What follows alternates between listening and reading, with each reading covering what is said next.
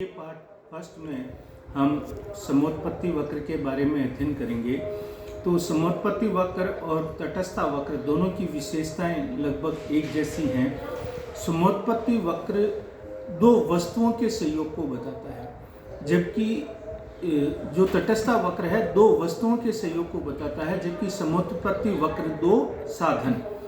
तो दो साधन हम कौन से ले सकते हैं? श्रम और पूंजी को ले सकते हैं। तो समोत्पत्ति वक्र दो साधनों के उन विभिन्न संयोगों को दर्शाता है जो उपभोक्ताओं को समान संतुष्टि प्रदान करता है। तो जो समोत्पत्ति वक्र है वो दो श्रेष्ठ साधन, क्योंकि अगर हम किसी भी वस्तु का उत्पादन अगर हम करते हैं तो उसके लिए उत्पत्ति के 5 साधन होते हैं, जैसे श्रम है, पूंजी है, भूमि है, पूंजी है। तो ये जो साधन है सभी साधन एक दूसरे से जुड़े हुए हैं, लेकिन हम उत्पत्ति के दो साधन लेते हैं, श्रम और पूंजी, और ये श्रम और पूंजी उत्पत्ति के दो श्रेष्ठ साधन माने जाते हैं। अब है समोत्पत्ति वक्र की विशेषताएं क्या है। तो पहली विशेषता है समोत्पत्ति वक्र मूल बिंदु की तरफ उन्नतदर होता है। तो समोत्पत्ति वक्र मूल बिंदु की तरफ उन्नतदर क्यों होता है कि अगर हम एक साधन की मात्रा को बढ़ाते हैं तो हमें दूसरे साधन की मात्रा को कम करना पड़ेगा। तो बिना एक साधन की मात्रा को कम किए दूसरे साधन की मात्रा को बढ़ाना संभव नहीं है, इसलिए समोत्पत्ति वक्र हमेशा नीचे दाहिनी तरफ झुकते हुए होते हैं। दूसरी विशेषता है दो समोत्पत्ति वक्र एक दूसरे को काट नहीं सकते। तो दो समोत्पत्ति वक्र एक दूसरे को इसलिए नहीं काट सकते क्योंकि अगर दो समोत्पत्ति वक्र एक दूसरे को काटते हैं तो एक ही समोत्पत्ति वक्र एक ही बिंदु पर दो भिन्न स्थितियों को बताता है, इसलिए दो समोत्पत्ति वक्र एक दूसरे को काट नहीं सकते। फिर है समोत्पत्ति वक्र हमेशा नीचे दाहिनी तरफ झुकते हुए होते हैं। तो समोत्पत्ति वक्र हमेशा नीचे दाहिनी तरफ इसलिए झुकते हुए होते हैं कि अगर हम एक साधन की मात्रा को बढ़ाते हैं तो दूसरे साधन की मात्रा को कम करना पड़ेगा।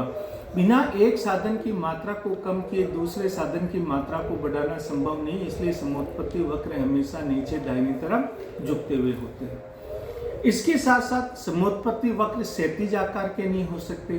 तो समोत्पत्ति वक्र क्षैतिज आकार के इसलिए नहीं हो सकते क्योंकि क्षैतिज आकार में वाई वस्तु की मात्रा स्थिर रहती है, वाई वस्तु के साधन स्थिर रहते हैं और एक्स साधन की मात्रा में वृद्धि होती है, जबकि नियम के अनुसार जैसे हम एक्स साधन बढ़ा रहे हैं तो वाई साधन कम होना चाहिए, लेकिन यहाँ स्थिर है इसलिए ये क्षैतिज आकार के नहीं हो सकते। इसके साथ साथ ये लंबवत आकार के भी नहीं हो सकते।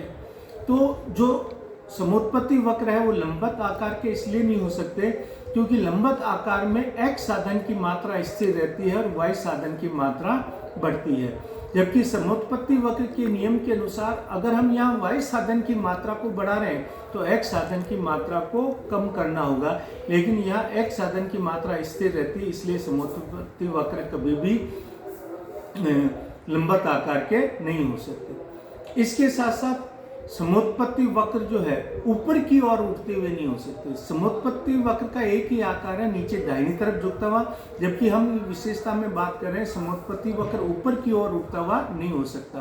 तो समोत्पत्ति वक्र ऊपर की ओर उठता हुआ इसलिए नहीं हो सकता कि इसमें अगर हम एक्स साधन की मात्रा को बढ़ाते हैं तो वाई साधन की मात्रा भी बढ़ जाती है, और एक्स साधन की मात्रा को घटाते हैं तो वाई साधन की मात्रा भी घट जाती है। जबकि समोत्पत्ति वक्र के नियम के अनुसार एक साधन की मात्रा को अगर बढ़ाते हैं तो दूसरे साधन की मात्रा कम होनी चाहिए, लेकिन जो समोत्पत्ति वक्र ऊपर की ओर उठेगा उसमें एक्स साधन बढ़ाएंगे तो वाई साधन भी बढ़ेगा, इसलिए समोत्पत्ति वक्र कभी भी जो है ऊपर की ओर उठते हुए नहीं हो सकते।